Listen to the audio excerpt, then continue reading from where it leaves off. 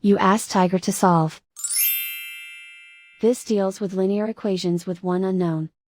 The final result is d equals 101/4. Let's solve it step by step. Swap sides. Group all constants on the right side of the equation. Subtract 1/4 from both sides. Combine the fractions.